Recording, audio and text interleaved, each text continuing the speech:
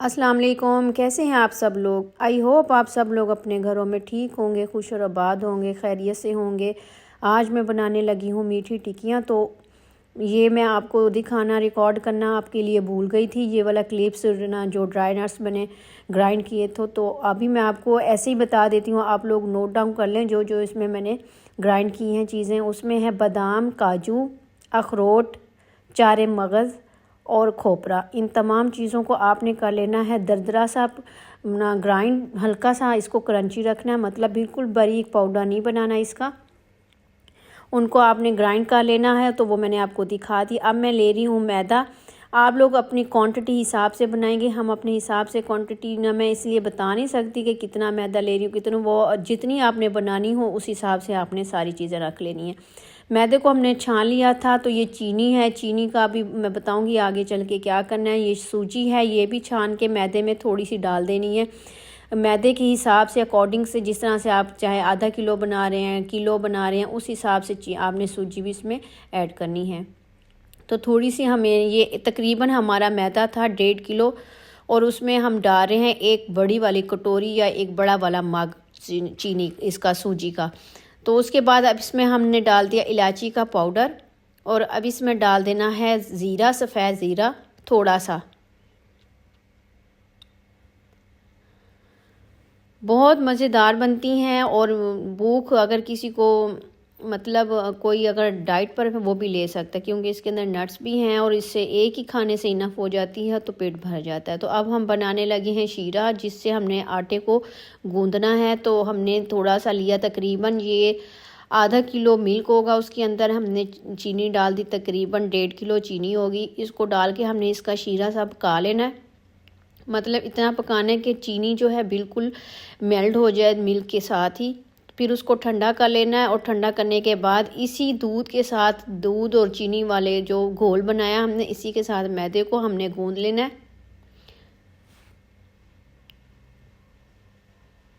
साथ साथ चलाते रहेंगे चम्मच, और इसी तरह से चीनी को मिक्स करते जाएंगे। और जैसे ही चीनी सारी मेल्ट हो जाएगी, तो फिर हम इसकी फ्लेम ऑफ करके इसको ठंडा कर लेंगे।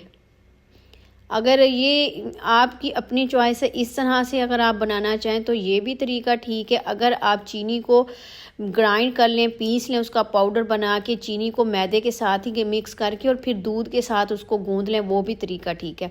तो हम इधर अब हमने जितने भी ड्राई नट्स लिए थे वो सारे हमने मैदे के अंदर शामिल कर दिए, और इसमें अब हम डाल देंगे थोड़ा सा देसी घी।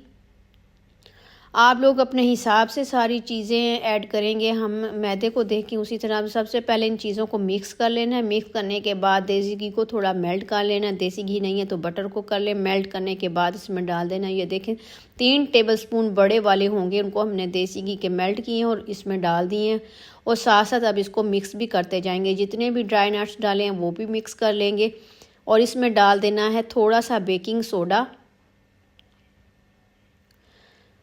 उससे थोड़ी सॉफ्ट और मज़े की फूली फूली बनेंगी हमारी मीठी टिक्कियाँ। तो ये देखें अभी ये गर्म है, हमारी चीनी मेल्ट हो चुकी है। अब इसको थोड़ा ठंडा करते जाएंगे साथ साथ, और थोड़ा थोड़ा डाल डाल के आटा भी गूंथते जाएंगे। ठंडा लाजमी कर लेना है, बिल्कुल गर्म दूध से नहीं गूंदना। ये हल्का सा गर्म है, तो इसलिए हम इसको थोड़ा थोड़ा डालते जाएंगे और अम्मी साथ के साथ गूंथती जाएंगी।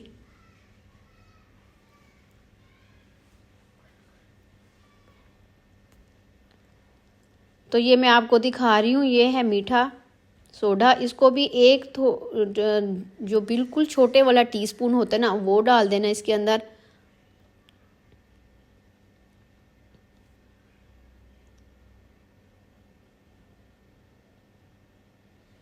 अच्छे से मिक्स करने के बाद साथ साथ गूंदते जाना है। और आटे को बिल्कुल सख्त नहीं गूंदना, नॉर्मल आपने आटा गूंदना है।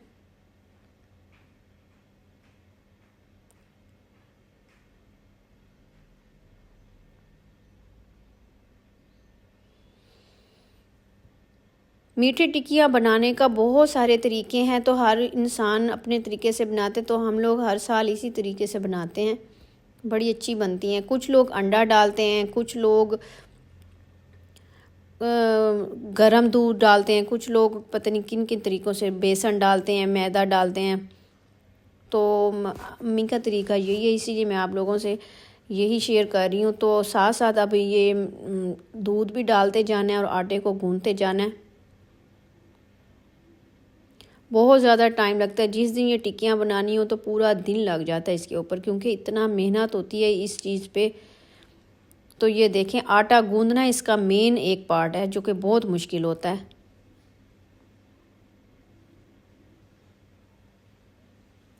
चाहे कटर की हेल्प से आप लोग कर लें, चाहे इसके छोटे छोटे पेड़े बना के उस तरह से भी आप उसको बेल के बना सकते हैं। नहीं तो एक बड़ी सारी रोटी बेल लें और कटर की हेल्प से छोटे छोटे साइज़ की जो बिस्किट टाइप बनते हैं उस तरह से भी आप काट सकते हैं इसका साइज़। तो यहाँ जी देखें, आटा हमारा गूंथ चुका है। आप मैं दिखा रही हूँ कि इतना ही सॉफ्ट होना चाहिए, ना तो इससे ज़्यादा हार्ड हो ना ही ज़्यादा सॉफ्ट हो, बस ये नॉर्मल है। तो अब हम इसको थोड़ी देर के लिए रेस्ट के लिए रख देंगे ढक कर। तो थोड़ी देर के बाद हमने इसको आटे को उठाया तो आपको मैं दिखा रही हूँ कि बड़ा ही अच्छा बहुत मुलायम सा आटा हमारा गूंदा है। तो अब इसके हम छोटे छोटे से पेड़े बना लेंगे। जिस जिस आपने जिस ना साइज़ की बनानी है टिक्कियाँ, उसी साइज़ के ही आप पेड़े बना लें। तो हमें ना तो बहुत ज़्यादा छोटी बनानी है ना बहुत ज़्यादा बड़ी, नॉर्मल साइज़ की टिक्कियाँ बनानी है। चाहें तो इसके अंदर सफ़ेद तिल भी डाल सकते हैं, वो भी बहुत अच्छे लगते हैं, या लास्ट पे लगा दें जिस तरह से आपको। नहीं तो आटा गूंथते टाइम ही सफ़ेद तिल डाल दें।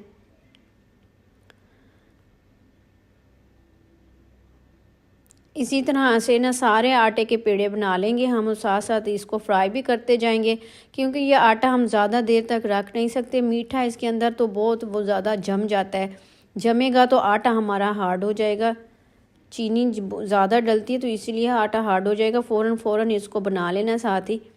तो यहाँ जी हम लकड़ियों पे इनको फ्राई करने लगे हैं। मैं आपको दिखाने लगी थी, थोड़ी सी हमने हाथ पे बेलनी थी तो बाकी के हमने पेड़े बनाए। साथ साथ अब इसको बेलते भी जाएंगे और फ्राई भी करते जाएंगे। ऑयल हमारा गर्म हो चुके, ज़्यादा ऑयल गर्म नहीं करना, नॉर्मल आपने ऑयल को गर्म रखना है, नहीं तो अंदर से टिक्कियाँ जो कच्ची रह जाएंगी और बाहर से बहुत जल्दी ब्राउन हो जाएंगी। तो आपने नॉर्मल हीट पे आपने ऑयल को गर्म करना है, उसके बाद उसमें टिक्की डाल के और फ्लेम को लो कर देना है ताकि अच्छे से अंदर तक पक जाएं। और बहुत ज़्यादा मोटी भी नहीं रखनी, नहीं तो अंदर से भी कच्ची रह जाएंगी।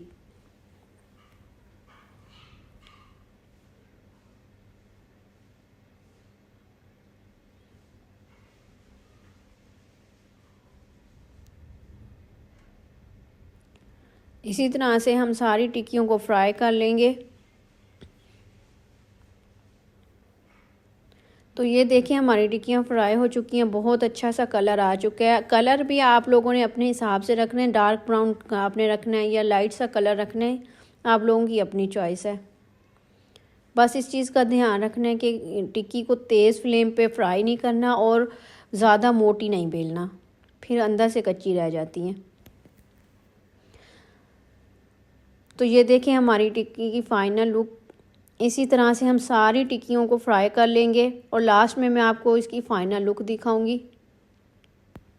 तो आज की मेरी वीडियो बस इतनी ही थी। आई होप आपको आज की वीडियो अच्छी लगी होगी, आज की रेसिपी भी पसंद आएगी। अगर अच्छी लगे तो मेरे चैनल को लाइक शेयर और सब्सक्राइब लाजमी कर दे, और कमेंट करके मुझे मेरी रेसिपी के बारे में लाजमी मुझे फ़ीडबैक दिया करें। दुआओं में मुझे याद रखिएगा, अपना बहुत सारा ख्याल रखिएगा। आप मिलूँगी आपसे एक और नई और आसान वीडियो के साथ। तब तक मुझे इजाज़त दें। और फाइनल लुक अभी मैं आपको दिखाती हूँ। यहाँ जी देखें, ये हमने माशाल्लाह सारी फ्राई कर ली थी। ये है इसकी फ़ाइनल लुक। आई होप आपको पसंद हुई होगी रेसिपी। ओके जी, अल्लाह हाफिज़।